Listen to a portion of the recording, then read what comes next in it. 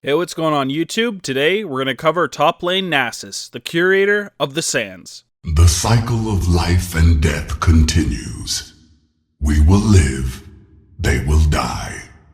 Let's hop right into our guide by starting with our pros and cons, and Nasus is a very tanky top laner that can actually do a shitload of damage at the same time. With the way his Q stacks, he can get a full tank build with just one damage item in either the Iceborne Gauntlet or the Trinity Force and still one-shot really squishy carries. His passive gives between 10 and 20% lifesteal as well, so he has some great natural sustain in that top lane, and it's really hard to push him out, even if you are a counter pick. He's also what's considered an anti-carry. He can one-shot a lot of the carries as long as he's had a really good farming game, and with his Wither, he can reduce their damage by a lot. He's also a very strong split pusher, so we'll generally spend a lot of the time in the side lanes, pushing those, getting as much farm as we can, and make it to team fights with our teleport. As for his cons, well, he's really weak early on, and he's very reliant on farm. You need to get your Q stacking, otherwise you're going to be pretty shitty in the game. You also have no dash or escape, and you're easily kited and poked. You don't have really any mobility at all, which is why we take Ghost and Storm Raider Surge. Furthermore, you also have a very low amount of CC. The only thing you really have is your Wither, the rest of it is just a bunch of damage.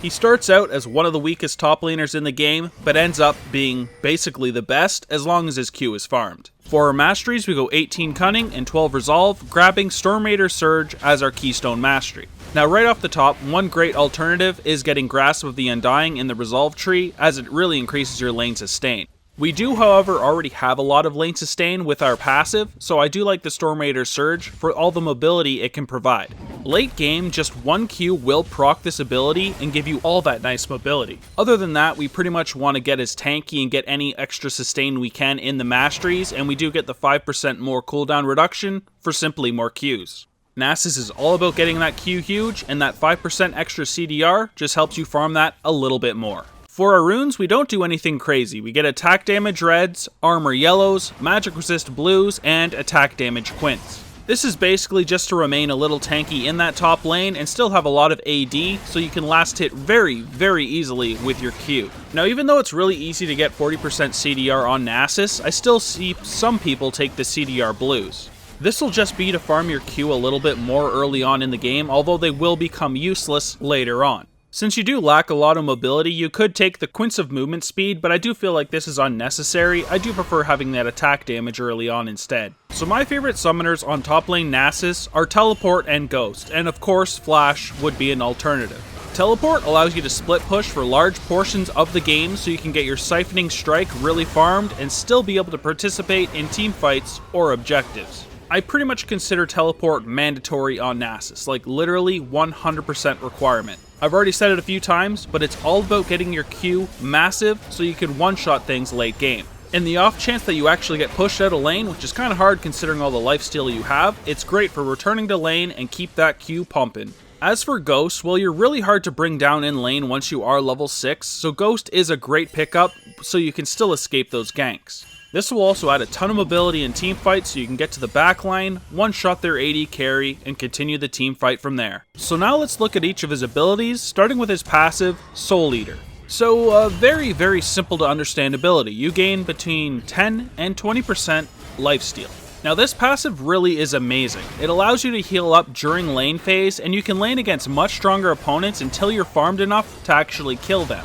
It's great because if you do force the enemy laner to back, even if you were really low HP, you can simply farm back up to full HP before they get back and still sit in the lane. So simple, yet in my opinion, one of the best passives for a top laner in the entire game. There's not many top laners that are able to sit in the lane for basically ever, and he gets it from a passive ability. When your Q starts getting a lot of stacks, when you use it, it'll actually give you a really large chunk of health back when you do lifesteal from this passive. Next is your Q ability, Siphoning Strike, and this is where Nasus gets all of his power. So this ability has mediocre base damage, but it has a 100% AD ratio, and it stacks when you do kill minions with your Siphoning Strike.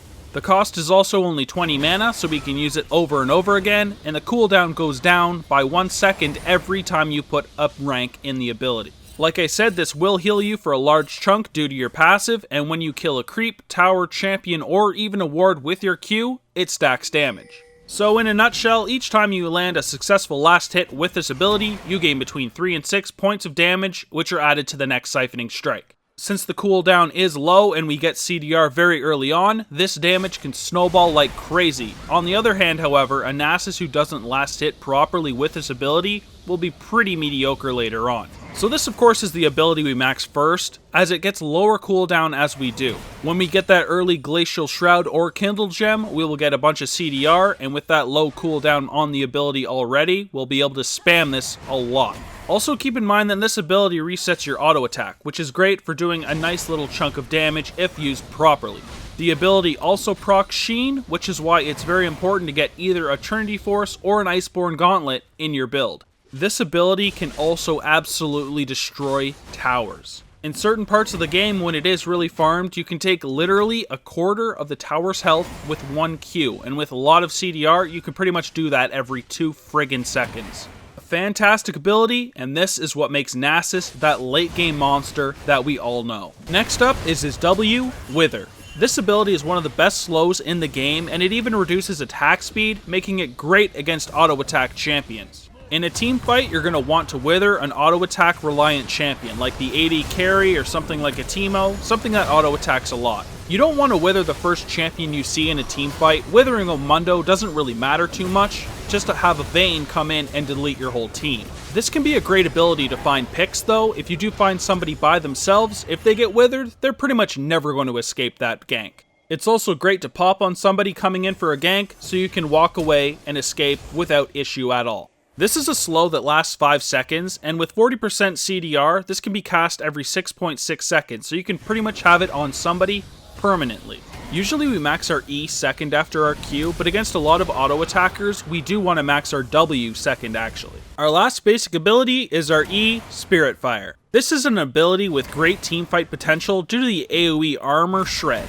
You'll want to max this ability second when you're against champions that don't have auto attack, stuff like Shyvana, Dr. Mundo, Riven, and Renekton. Obviously these champions do have auto attacks, but they're not attack speed based, which makes Wither kind of mediocre against them. After withering somebody, you can cast Spirit Fire ahead of where they're walking, so they take more damage. They can either be forced to take that damage, or forced to take a detour, 2 things that they probably don't want to do. Generally, you don't want to cast this in lane phase unless you are trying to actually push as fast as possible. Otherwise, save this ability, it does cost a lot of mana, and just get your Q stacking. In a 1v1 fight, however, make sure you do use this because the armor shred is actually a really nice thing, so your Q does more damage. In a team fight, try to cast it on as many frontliners as possible so your team can do just a bit of added damage. So last, of course, is your ultimate, Fury of the Sands. This is an extremely strong ability. It's going to give Nasus more damage depending on the enemy champions around him, a huge chunk of health, and a lot of AoE damage. This ability also doesn't have a cast time, so you can use it while you're running. This is great to pop right before you engage into a team fight, or for when you're running away and you need that extra health to escape a bunch of champions. You can also use this ability to bait somebody into diving you. They may think you're really low HP and perhaps you don't have your ultimate, and when they dive you, you pop it, gain a lot of health, and kill them instead. It's also great that you're really tanky because you can sit in the middle of a lot of enemies and do a lot of the AoE damage from this ability. Overall, just a great ability that's kind of like Renekton ultimate, actually a lot like it. Just a fantastic way of doing a bit of extra damage and being tankier. So here's the ability order, and this is for a very generic game. It can change a lot depending on what is happening in the game. The only thing that's always true is the fact that you're taking your ultimate at 6, 11, and 16 in all cases. Other than that, we pretty much always want to have our Q taken as our first basic ability, but if we're getting really denied in the lane, we may want to max our E Spirit Fire first so we can actually get farm. Try to avoid this at all costs, however. Getting Q stacks is extremely important, and we don't really want to max the E first. Other than that, if we're looking for a bit more added damage, or we're not against a lot of attack speed champions, max our E, and if we're against a lot of attack speed champions like Teemos and Vaynes and shit, max your W second. Now this is usually the area where I break down early, mid, late game and some counters and stuff, but for Nasus this isn't even necessary. Basically, in all stages of the game, your objective remains secure as much farm on your Q as possible, split push, and make it to teamfights with teleport.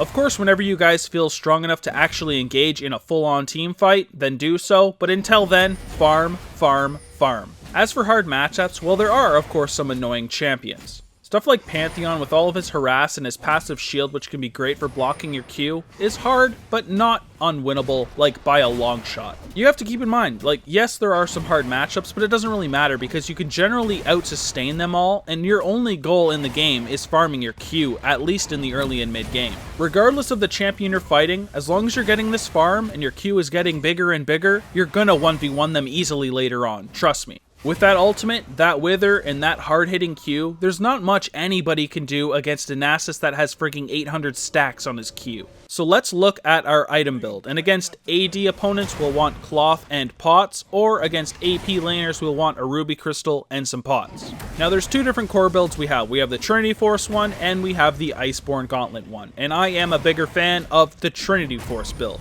Now you can see already in our core build, there's 50% CDR right there, already off the top in just 3 items, but even though that is wasted 10% CDR, these items are fantastic and you need it. If there's AD opponents, I basically always take Frozen Heart with the Trinity Force and then add a Spirit Visage because that extra healing is so incredible with your passive. Yet again, I know somebody's gonna say like 50% CDR is the stupidest thing they've seen in their entire life, but this is such a broken core build, trust me, do it. As for Iceborne Gauntlet, well, obviously you don't get a Frozen Heart with it because you already have that Glacial Shroud part of it, so we add a Dead Man's Plate, and then we still get that Spirit Visage. So of course for either our second or third item in the build, we'd want our boots. We wouldn't want to get that full core build and then get boots after, so make sure you select some boots. So of course there's still the 3 boot selection that basically everybody uses. You pretty much just have to choose if you want to break out of CCs earlier, have armor, or just a bit more movement speed. As for the item pool, well, you can pretty much see they're all tanky based, except for basically the Titanic Hydra. This is a nice item, but generally I don't get it too often. So for our first late game build, this would be against an even AP and AD split. We take our core build and of course add Merc Treads at some point because there at least will be 1 CC pretty much in the game, and then we get our Dead Man's Plate and Banshee's Veil for some more armor and magic resist. Against a full AD team is the only time we're not going to take this Spirit Visage. It's so amazing with our passive healing, and even if there are a lot of AD, I'll still take it. Against absolutely no AP though, I will remove it and add a Randuin's instead, and then of course get the Thorn Mail, because why the hell would you not have a Thorn Mail against full AD? So that pretty much covers it for our top lane Nasus champion guide.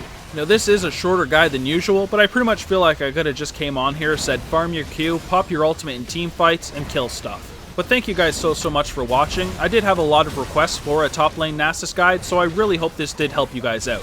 Other than that, if you guys did enjoy the video, please make sure you like and subscribe, and you can also visit our Twitter and enter our skin giveaways. Thanks again for watching, and I hope to see you guys in the next videos. Peace. I've had my heart in the right place at the wrong time with the right girl in another world. Maybe we would be together still. If you hear this and resent that, I don't give a shit, I'll let it spill. I don't give a damn, I'll keep it real. Cause by now I hope you know the drill. I would never lie, young forever, I ain't ever gonna die. Told me grow up and I went and showed them why I could make it out.